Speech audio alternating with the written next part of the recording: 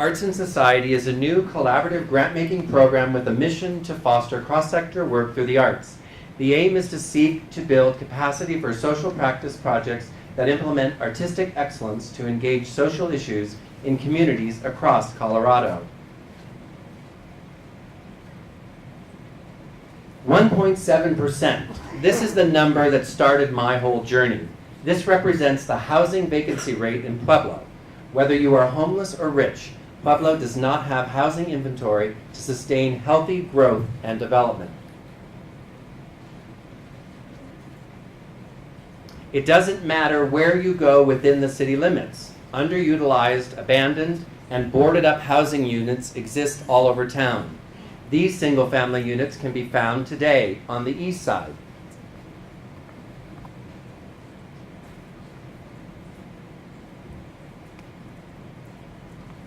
These multifamily units, 4 in each building, can be found in one of Pueblo's finest neighborhoods on the north side, just blocks from Parkview Medical Center.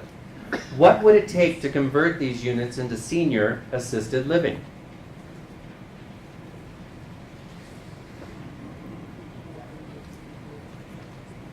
These 8 units are boarded up in the Grove of Pueblo. The greenest building is the one that's already built. It takes energy to construct a new building. It saves energy to preserve an old one.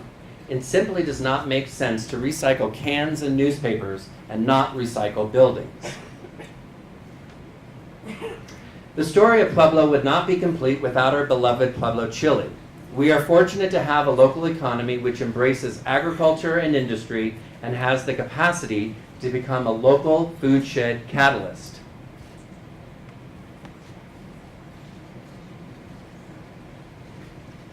Yet, food deserts dot our landscape, and entire neighborhoods are without access to basic and essential nutritional foods. Safeway is no more on the east side. This part of Pueblo is without access to food and not one single financial institution like a bank. Something is seriously wrong. Local citizens are now driving the efforts to feed our local community. I recently attended the Pueblo County Garden Heroes meeting and was so surprised and impressed to see over 30 concerned citizens and groups interested in ensuring equitable access to food. One of Pueblo's largest employers is our expansive healthcare industry. Innovation abounds with medical prescriptions for vegetables and mobile nurses who reach out to all sectors of our community. Here, the students of the Arts Academy at Pueblo County High perform Scream to address youth suicide. Dignity is often overshadowed by stigma and misinformation, often over generations. Here, local artist Matt Taylor highlights the struggle and health issues dealing with addiction at this needle exchange facility in Pueblo. Addiction is a health issue and not a crime. The Steel City. This image of CF&I from 1908 captures the essence of the largest consolidated steel mill west of the Mississippi, which offered opportunity to workers and their families from around the globe, making Pueblo the most ethnically diverse city in the United States, not on a shoreline. The Steel City. What does the name Steel City mean to Pueblo today? The Steelworks Center of the West has pulled over a dozen artifacts from the steel mill and surrounding mines and curated them in a new park setting along I-25 with extensive descriptions and explanations. Visit soon and decide what Steel City means today. Sometimes it takes looking at something so familiar in a new way. Here, local artist and designer Jeff Medine of the Blowback Gallery slices steel to create landscapes. And here, rail anchors cradle thin slices of steel rail. Imagine the number of uses, familiar and not. The Steel City. What does that really mean to Pueblo today?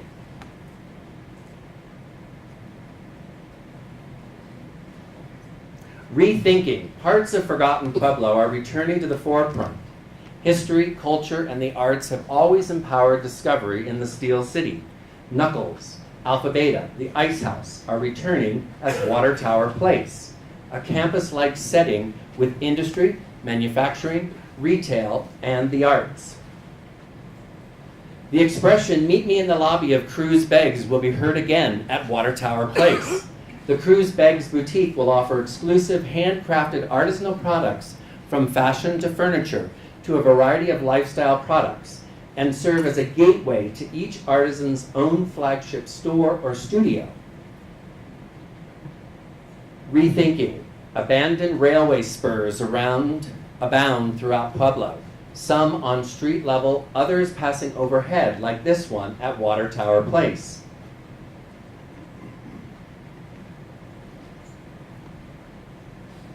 Imagine rethinking the railway spurs that dot our landscape and creating destinations, like the famous High Line in New York City. Pueblo owns these assets and the stories that accompany them. Do we have the capacity to rethink what it means to live in the Steel City? Imagine, tomorrow is here now. The Steel City gives birth to wind towers on the south side. Pueblo is home to the proposed gateway and terminal of Hyperloop rail system from the Steel City to Cheyenne.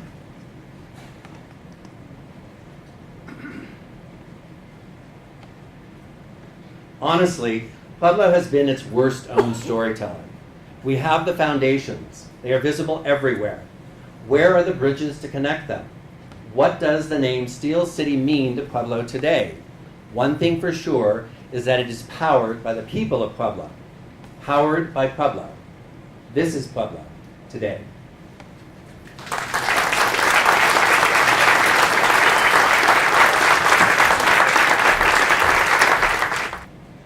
Hello everyone, my name is Hannah Weber. I am the archivist here at the Pueblo City County Library District. So today I'm going to introduce you to what archives are and what they are to the community here, particularly at the library. So to begin, libraries and archives, they're very similar things, but they're also different. Libraries often contain collections of books for the community to use, to check out, to take home, and to interact with. Archives are similar in that you also have complete access to these materials, but often they are rare and in different conditions, so you may not be able to take them home with you.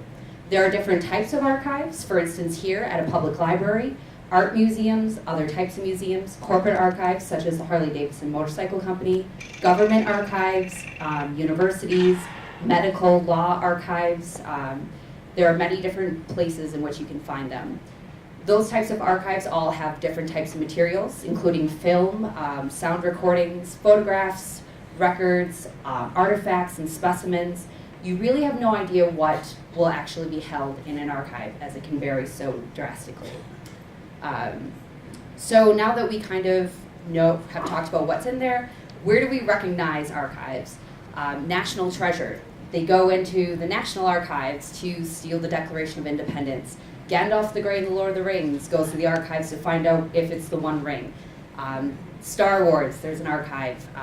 The TV show, Who Do You Think You Are? They go to archives to find out information about celebrities. Archives in the real world, the National Archives. The Book of Kells is held at the Trinity Library Archives in Dublin, Ireland. The Rock and Roll Hall of Fame has an archives. And once again, the Declaration of Independence is also held in an archive. So that's kind of how we interact with them on a national level. So who works in an archive? That would be an archivist. An archivist typically holds an advanced degree, and they have special training in how to deal with archival materials, documents, and records, and also how to make those available to the public. So how do we as archivists get materials? Most often, they're coming from you. It's what's hidden in your attic. Maybe it's an organization you're a part of and you want your meeting minutes preserved. Maybe it's a business and you want your business materials preserved. You would donate those materials to an archive, and an archivist would take them, preserve them, and make them available for posterity. Otherwise, if you're working in a government archive or a business archive, often your records will come to you through a retention schedule, in that after X amount of years, those things that need to be kept will get transferred to the archives. That same situation actually happens with the library. We get the library's records after a certain amount of years. So when we get them, usually they come in the state on the left, so very disorganized and messy, with all sorts of hidden gems. And it's our job to go through it and to make it available and easily accessible for the public to use it for whatever purpose they feel need. So on the right is ideally how things will end up.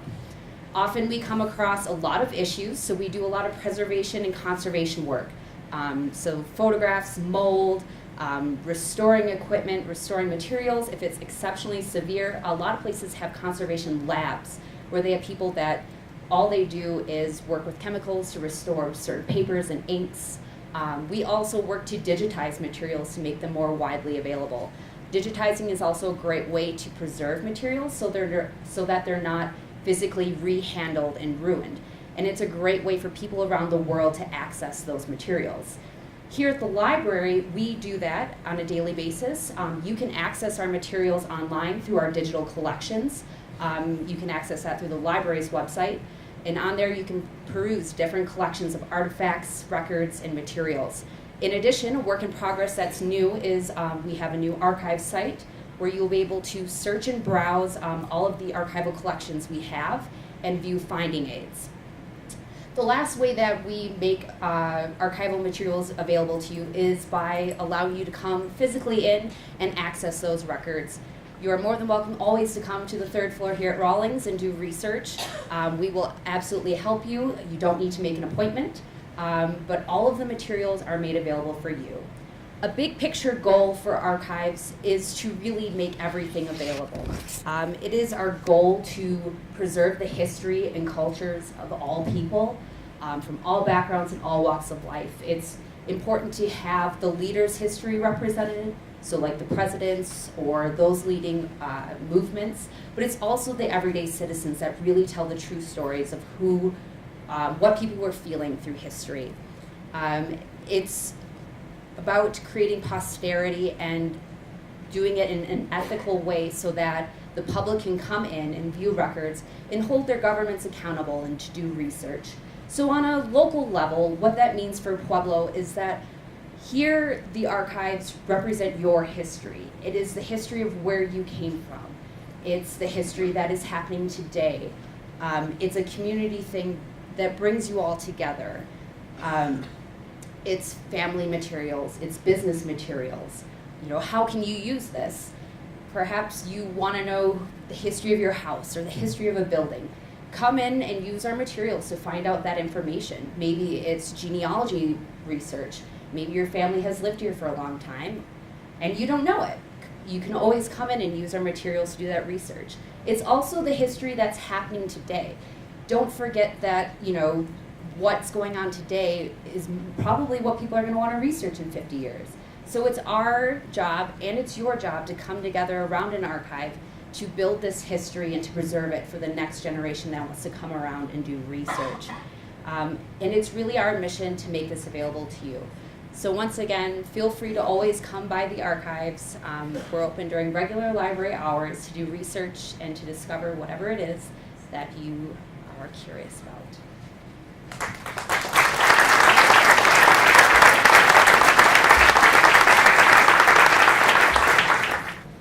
So this is our Earth, our mother.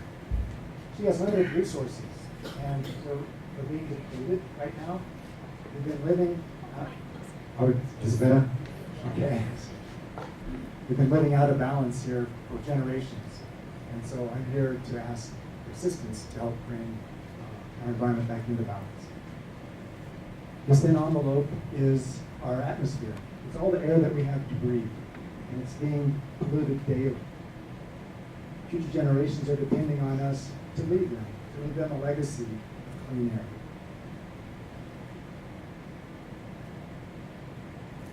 This is a wonderful graph. This shows the last 800,000 years of how carbon dioxide has gone up and down.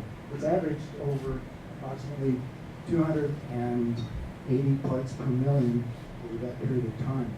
On the far right, that long spike is where we're at today at the very top at over 400 parts per million.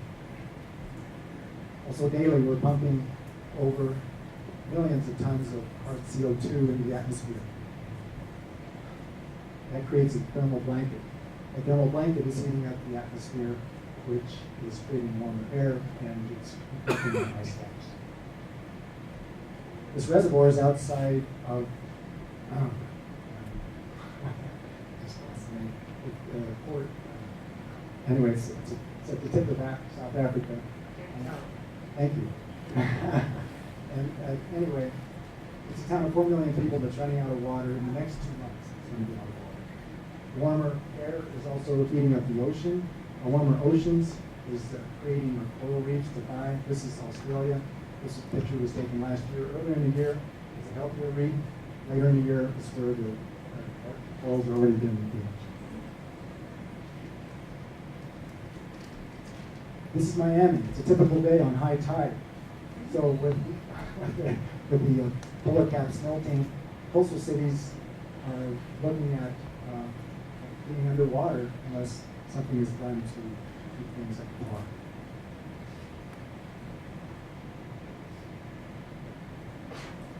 So the extended drought that we've had recently created wildfires, forest fires that were burned more extensively than in a wetter region.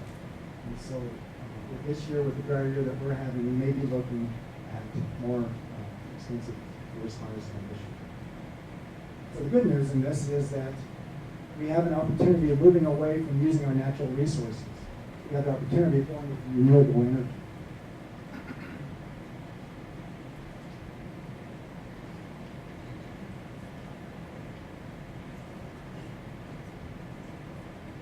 So many innovations are being created right now in the line of renewable energy. This is just one form. It's a kite system where as one kite goes up, it pulls the other kite down, and in the middle is a generator generating electricity. Very inexpensive way of doing it compared to other ways. So right in our own backyard, we have Vestas. Vestas is all about renewable energy. And besides that, we're providing a wonderful opportunity and jobs, well-paying jobs, for many people here in Pueblo. Also, Vestas is on board with the state's, they want to help create 30% renewable energy in the state by 2020. And in Pueblo, all eyes, many eyes in the nation are looking at Pueblo right now as a city that's on the forefront of becoming a renewable energy city. Pueblo just recently committed to being 100% renewable by the year 2035. Also, local solar owners have created a coalition. They decided to get together to help with promoting the solar industry and also with creating more of a coalition to help take a stand against a local energy company for higher rates. So what's sustainability? Sustainability is living in balance with our environment. And it's about us and being in tune more with nature. That's what sustainability is. It's about reuse and recycling. So, clean water is really important. As a member of the Sierra Club, we have the Water Sentinels team. Monthly, we clean a portion of the Fountain Creek. We also test a portion of the Fountain Creek for cleaning.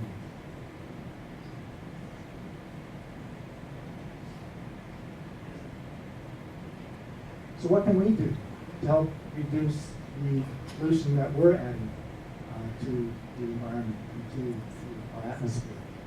What can we do creatively, be creative, to help reduce the amount of pollution going into the air? This is just a regular chart of what we can do to recycle. And a good rule of thumb of recycling is that if it's clean, it's recyclable. So if you have a pop can or a jar, just wash it out and throw it in the bin. It's recyclable.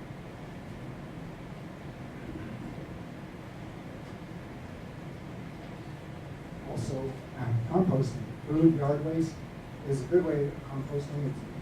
Again, you can put this back. It's good fertilizer. Permaculture is using worms, and that creates excellent fertilizer for your garden as well.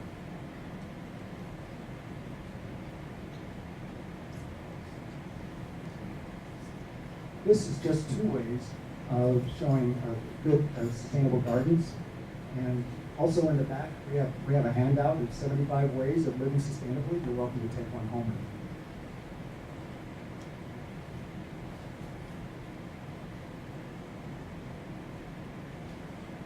It's a big question. Unless someone like you cares a whole awful lot, nothing's going to get better. It's not. Our Earth, our Mother, needs our help. We're the ones we've been waiting for. And what would it take? What if we became stewards for our environment right now and help future generations by helping our environment and keeping clean air and clean water? Thank you.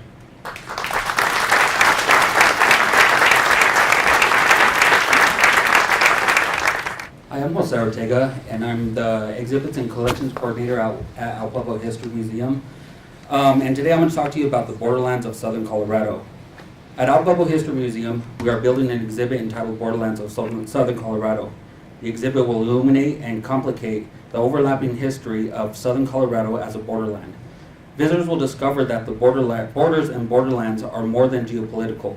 We want to encourage visitors to think about the role of community and how communities are created, evolve, and interact, including how they grow more diverse and complicated, and what happens and what is created when two or more worlds and cultures, spaces, and geologies merge or collide. So these first few slides are just going to be different slides about different types of borders. You know, we have the borders between the United States and Mexico, between Colorado and the surrounding states. So what is a border? A border is defined as the boundary between two political or geological or geographical areas, or the edge of a boundary or something. So, you know, like the stanchion that you saw across the stairs telling us that we could only take the elevators up is a border. This stage is a border when me and the other presenters are up here. So what is a borderland? A borderland is a place where two or more political entities border each other and create zones of conflict, economic exchange, mixing, alienation, or common identity between intersecting or proximate peoples or cultures. A borderland can be at the edges of empires, colonies, nations, or tribes. Borderlands are fluid zones where power and culture can be ambiguous, cultures mingle, and hybrid cultures arise. As you'll see, cultures, ethnicities, geography, food, and language are divided and also mixed within Southern Colorado because of the shifting of ownership, people, and borders. So, vaya paleta, save al planeta. So part of this hybridization is linguistic. Spanglish is the hybrid language of Spanish and English. There's no standard Spanglish out there, and there aren't any official rules about how it's spoken. It's a catch-all term whenever someone combines Spanish and English features in their speech. Depending on where it's spoken, it can be more Spanish or more English. We all speak Spanglish in one form or another when we mix English words with words such as Colorado, Arriendo, Buena Vista, Plaza, or salsa within a sentence. Prior to the Louisiana Purchase in 1803, Eastern Colorado was claimed by France, and France names were used in Southern Colorado like the Fountain River. I'm not going to try to pronounce that because it's kind of hard, but the towns of Lamar was founded by Lucius Quintus Cincinnatus Lamar. The Purgatory River was first called El Rio de los Animas Perdidas de Purgatorio, and it's a name that was shortened by French trappers to commemorate Spanish explorers killed in the battle with Native Americans.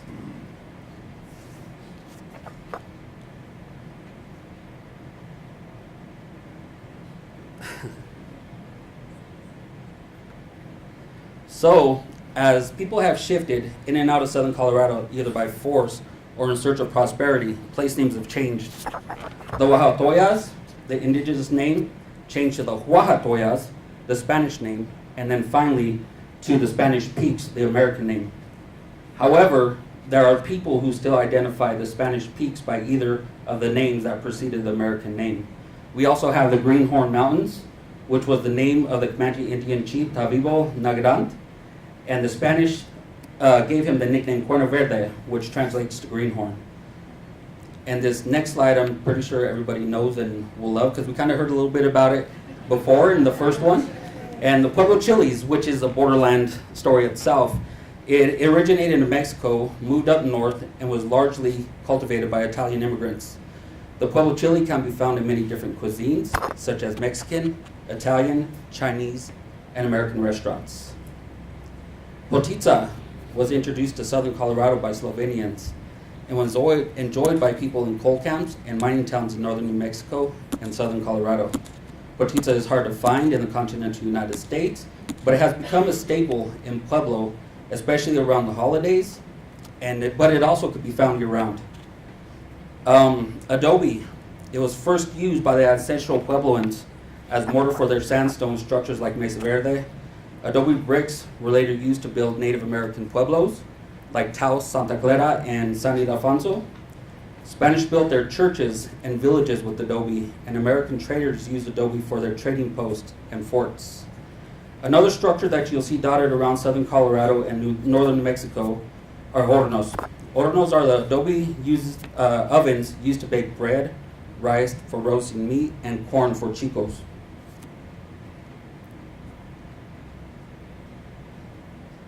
So this is Old Mexico town, and the early Pueblo, a lot of these little communities and areas were divided by ethnicities and cultures. You can see the hornos all over here, and they would come together to make their own unique communities. And this is the Eilers neighborhood, which was established by Slovenian immigrants who were adjacent to the mill. A lot of them are hardworking mill workers, and they developed their own unique identities and communities. So this last picture is something we see on Union all the time. These are all the different flags and the different areas that have laid claim to Pueblo. And I mostly left out places and things that are going to be in the exhibit because I want you to come to see the exhibit and the hard work that we accomplished. But I will give you one little tidbit of something that is going to be here. I have been working with the National Archives and Records Administration to bring down the Treaty of Guadalupe Hidalgo from May 1st to July 4th. And it'll be here for a short time, and it's going to be, here, and it changed Colorado, Arizona, California, Nevada, New Mexico, and Utah, and Wyoming. So come down and see us. Thank you.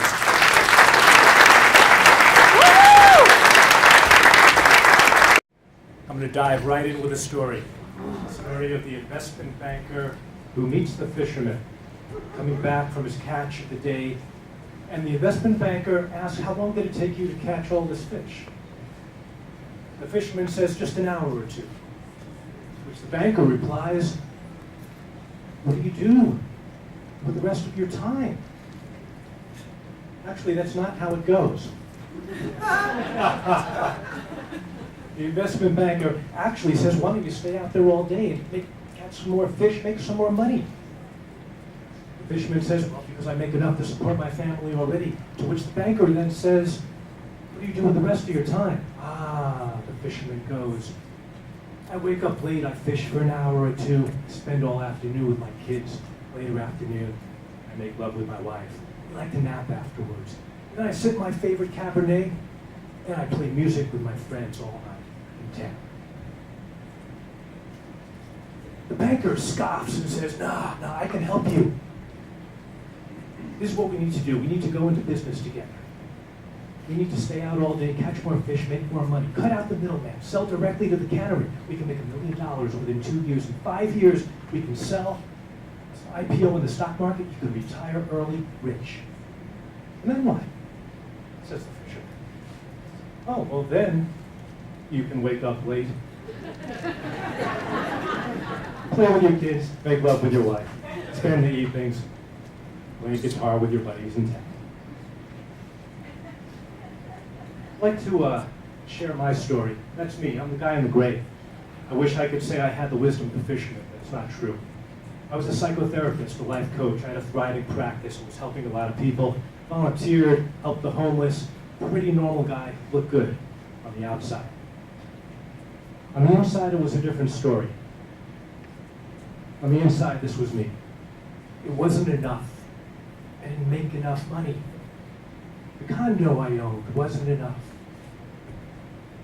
I wasn't helping enough people. It was my mantra. Not enough. So I did something that I thought would make me enough. And make life enough. I became this guy. I went after the money.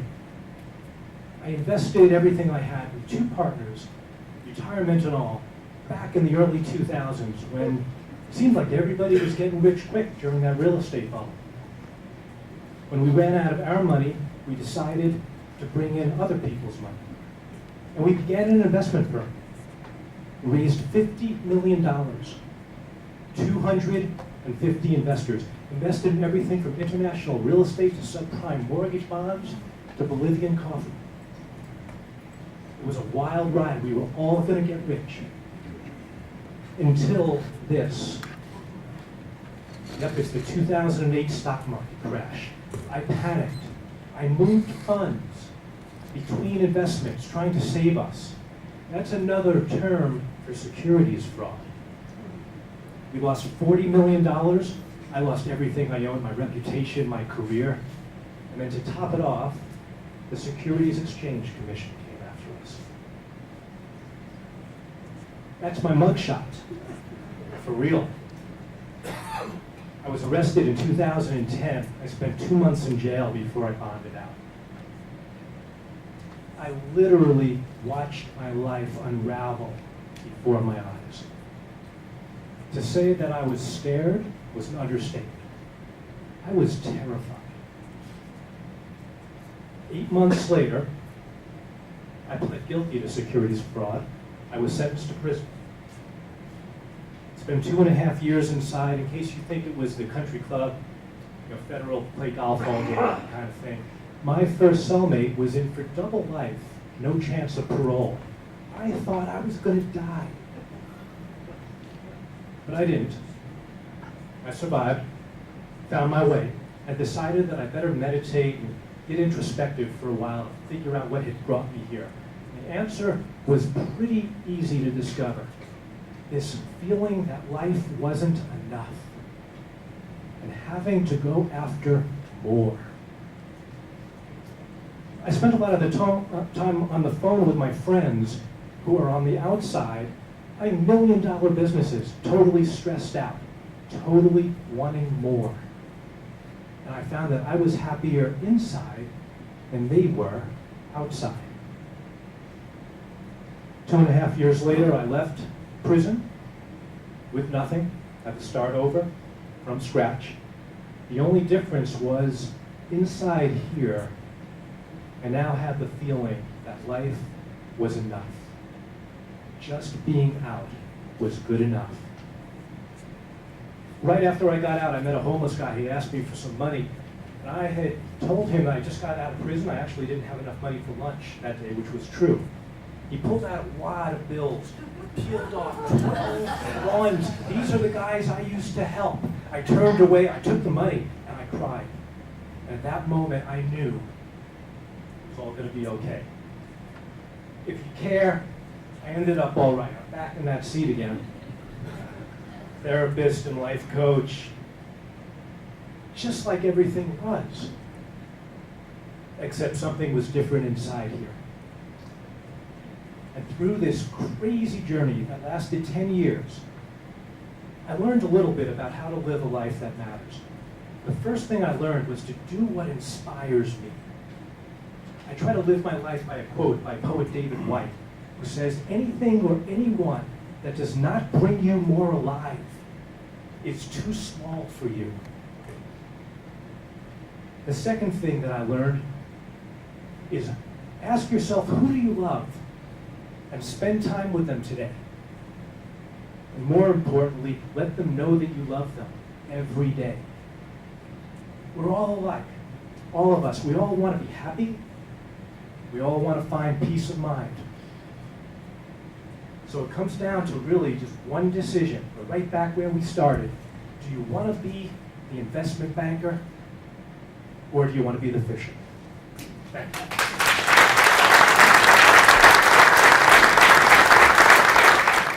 No Star in the Window follows the life of an 8-member family living through World War II right here in Pueblo, Colorado. The city becomes the major support of the war with the Pueblo Army Depot, Pueblo Army Air Base, the largest steel mill west of the Mississippi, and a major railroad hub. 3 of the Nash children are sealed in one room of their small house, and no one except the doctor can enter it. Mama is expecting the last baby and must stay in bed for 10 days after the birth, so 8-year-old Lerna must do the cooking and laundry during that time. Daddy must stay in town so he can work the steel mill. Mama tells Lerna about her Cherokee ancestors. Mama has black hair and brown eyes. Lerna is blonde and has blue eyes, so she will never be look Cherokee, but vows to be Cherokee smart. Sharon repeated first grade, so when Lerna started school, they were in the same room. When the quarantine is lifted, they move to town to the east side. On Lerna's birthday, Daddy takes them to a tour of the city. They see the steel mill and the homes in Bessemer. Daddy says the immigrants at the steel mill were recruited from Europe. Notice how nice their homes are. On December 7th, 1941, Japan bombed our ships in Hawaii. Monday morning, President Roosevelt speaks on the radio. No matter how long it may take us to overcome this premeditated but invasion, the American people in their righteous mind will win. With unbounding determination of our people, we will gain the inevitable triumph, so help us God. 5 kittens are born behind the kitchen stove. A day later, Mama Cat is found dead in the alley. Mama and the sisters feed the kittens with spoons. 4 kittens suck the fur around the neck of the smallest one. They keep the kitten and name him Tom. Weeks later, they adopt a dog and name him Ring, since his tail turns up in a ring. The Nash family has Japanese friends in Manitou Springs. The sisters tell Mama, kids think Japs at Amachi will escape and kill us. Mama says their friends are American citizens, but their son's family lived in California, so they were sent to Amachi. The son enlisted in the U.S. Army. The girls tell their class about their friends. Fountain School, it's 5th grade. Daddy gets a job as fireman on the railroad, so he is exempt from the draft, and they have no star in the window. 5th graders at Fountain are assigned by ability, so the sisters are separated. Lerna discovers her own person. In Girl Scouts, the sisters count war coupons, gather scrap metal, and pick milkweed pods. The sisters take a list to the grocery store, and each leaves the store with 2 big bags. Out on the street, they are swarmed by kids from the park. The groceries get smashed in the street. Sharon tells Lerna to stand back to back. They grab branches from their enemies and hit them, and all of them are run home crying. After 5th grade, the family moves to the south side near the Mesa Junction. They are 2 blocks from the skating rink, the main library, the Uptown Theater, and their 3 drugstores. The sisters try to keep Ring from following them to the store, but he has his own shortcut and waits for them in front of the store. After they move, Daddy takes the sisters to California to visit their aunt, uncle, and grandma. They enjoy the different trains they ride on and have a great time. While talking with the family, they remember their Aunt Maggie is in the Army, so they make a blue star for Grandma to hang in their window. A bulldog attacks Ring in the Nash's backyard. The kids throw things at the bulldog, and Mama hits him with a broom. The kids yell, "He's killing Ring!" Tom climbs a tree, gets on a branch, and jumps on the bulldog's back and digs his claws in.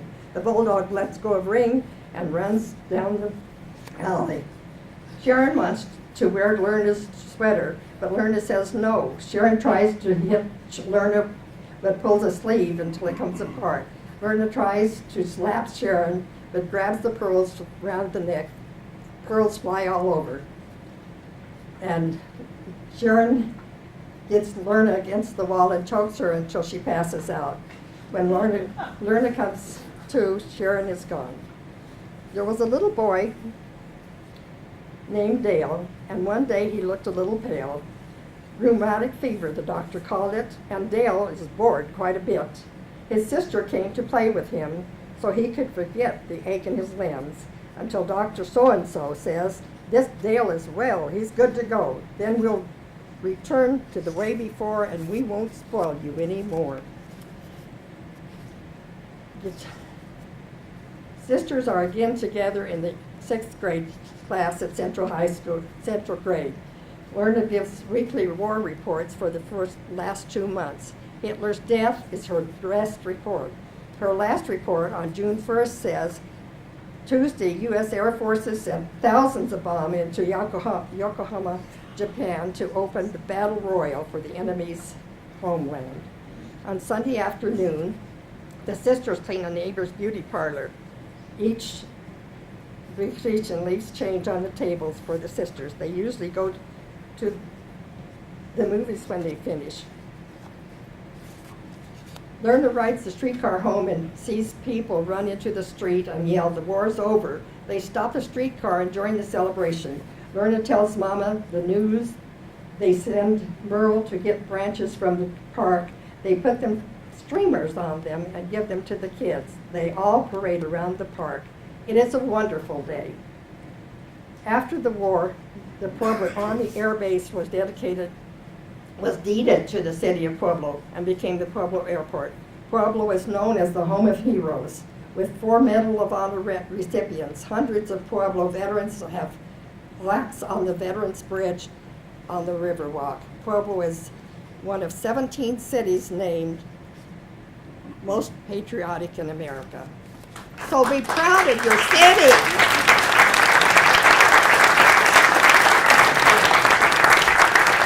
Okay, so this one is a participation sport. So I want everybody to close your eyes.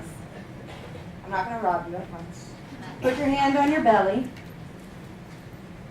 And as you breathe in nice and deep through the lungs and into the belly, feel your hand expand. And then keep your breath on the way out, the same. And then open your eyes. When we think of fitness, we don't think of breathing. We think of this. Come on, these people are like 8% body fat. That's not the average person. Those are professional athletes. Those are models. People also think of this. A client of mine gave me this. Go ahead and read that. Think of that. That's fitness.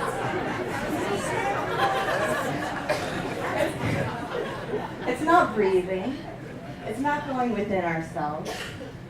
But really, fitness is to be fit. That is the definition. So you think, okay, fitness to be fit. Well, fit is that 8% body fat. Fit means to be sound physically and mentally. This is a picture of my office. I've got plants. I have a diffuser going. When I sit there, I feel good. And I sit there for a lot of hours nowadays. We can be fit anywhere. So this is us being fit in the Grand Canyon. This is a good friend of mine, Kelly Shaw. So we were doing yoga stretches. When you row in the Grand Canyon, your body gets pretty sore. A lot of tight muscles. Being fit is in our own garden, growing food.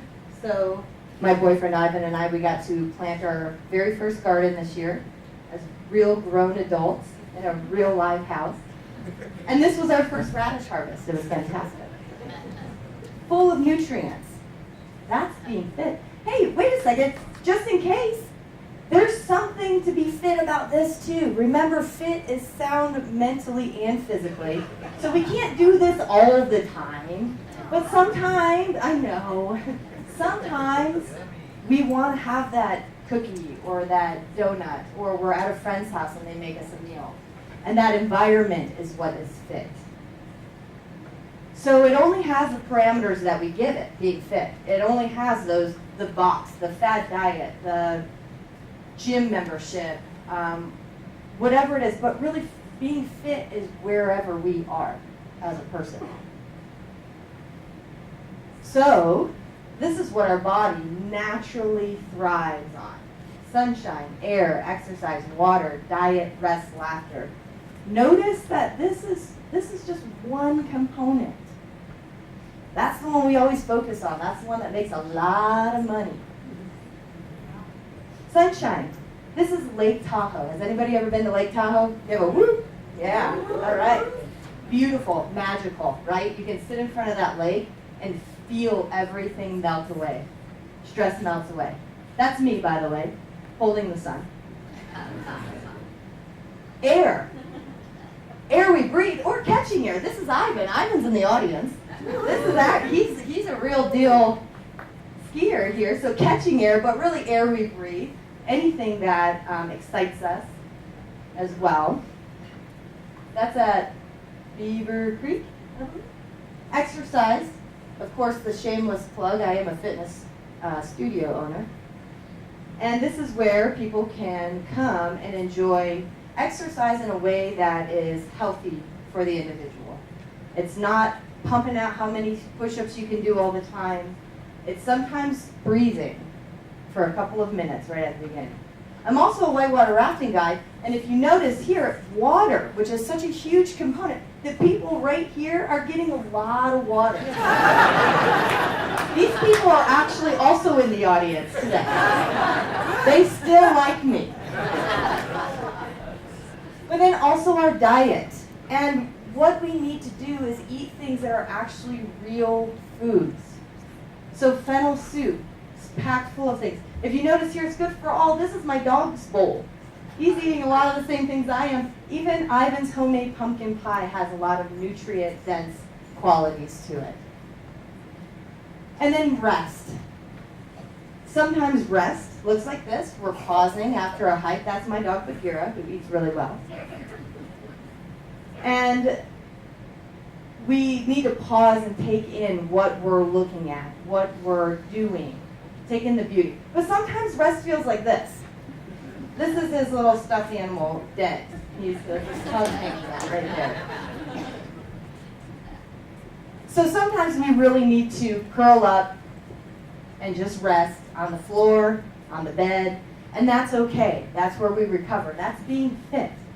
So then laughter, if you remember. So this was on a long hike that I did. These are the Salisbury glowworms, we call them, because that's what they look like every morning in the shelters when we woke up. And we need to continue to have laughter in our lives, where we can play and have fun. This is terrified Bagheera after we took him through the Royal Gorge on his first rafting trip. Elf's Chasm and the Grand Canyon, another magical place.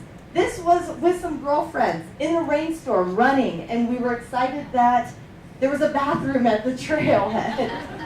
Oh, and yeah, you missed the one over there. I had a article of clothing that I was trying out. So create your own style of fit. That could be anything. It can be on the water. It could be beautiful landscape. It can be nature. It can be painting. It can be food. It can be our reservoir. We have these things available to us in Pueblo. And one of the things that I decided to create when I moved here was a clinic that we could encompass all of that feeling, where you could breathe, where you could relax. And my clinic is Fit Instincts, and so if you have any questions about that, you can ask me later. I'll be around. I'm in town. Historic Thatcher Building on the 6th floor. It is Pueblo's premier non-traditional fitness clinic, where fitness is wherever you are, and we create abundant health through instinctual healing.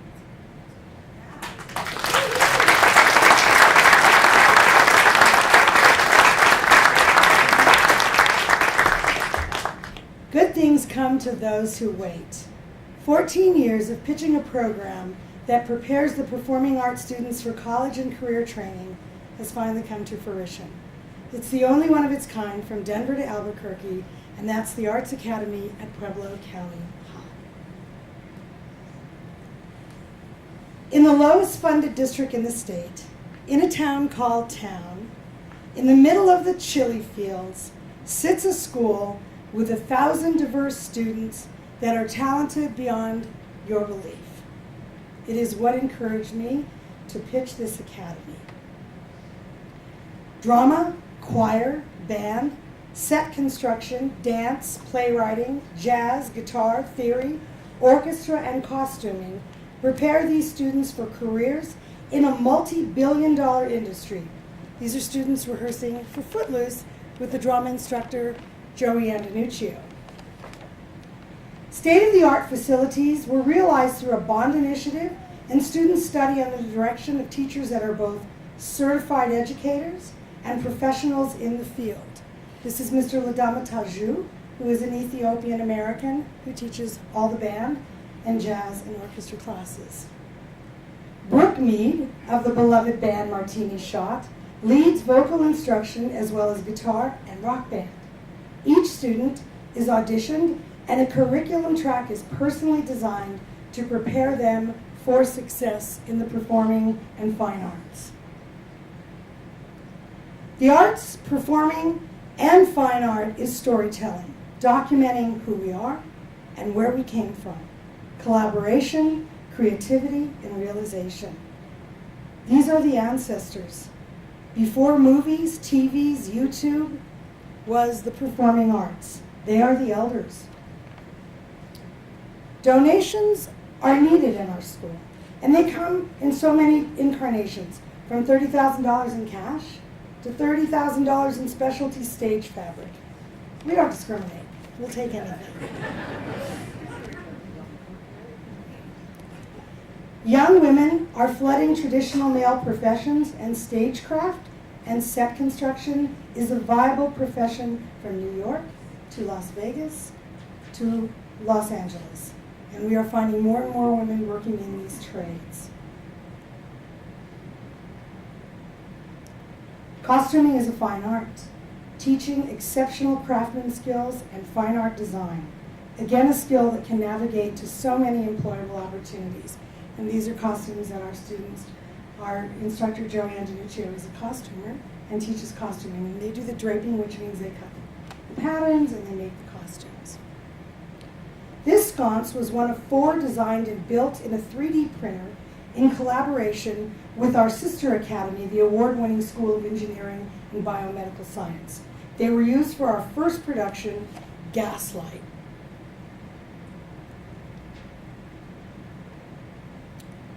A veteran educator, musician, and construction foreman, Mr. Gerard Flores teaches set construction and directs students in the making of extraordinary stage sets for all productions. The students take the designs, they make the construction, and then they put them on stage working with a number of teaching artists. This is the culmination of the work for Gaslight. Theater incorporates all the intelligences, as told to me by Howard Gardner, the founder of that theory. High schools do not produce this kind of set. Academies do.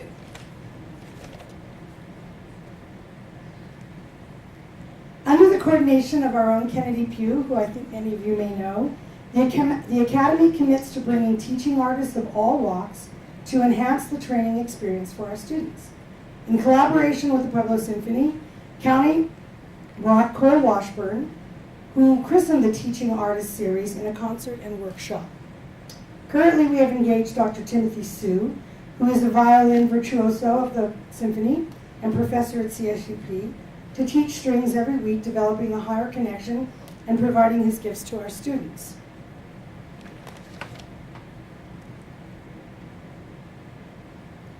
Students have the opportunity to perform throughout the year in plays, musicals, recitals, vocal and instrumental concerts, regional and state competitions, games, assemblies, and private events. This is Joseph Berrio, who is a student who studies opera and is credited throughout the Academy. Children need a voice now more than ever. Young artists must be encouraged to share their gifts and feel that they are a relevant force in the shaping of the future. The arts provide, like no other, that individual, authentic voice and platform for our children.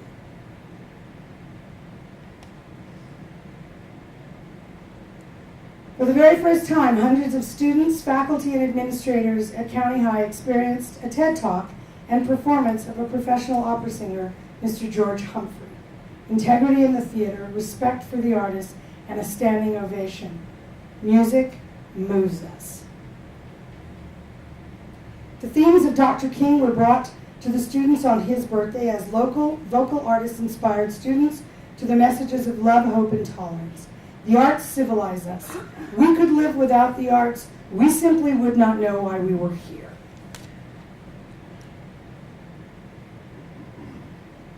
And tragically, many of our children are gone. Teen suicide is at the highest record, and Colorado is one of the highest in the country. Our production of Scream, currently touring other schools, provides a message of prevention with mental health professionals available to assist those kids after performances. Art changes lives. We proudly call ourselves the right choice in school choice because we are public education for all. We teach the whole brain at County High in both our Arts Academy and in our School of Engineering and Biomedical Sciences. We invite you to visit us at the Emerald City, in the middle of the Chili, where magic is made. Thank you.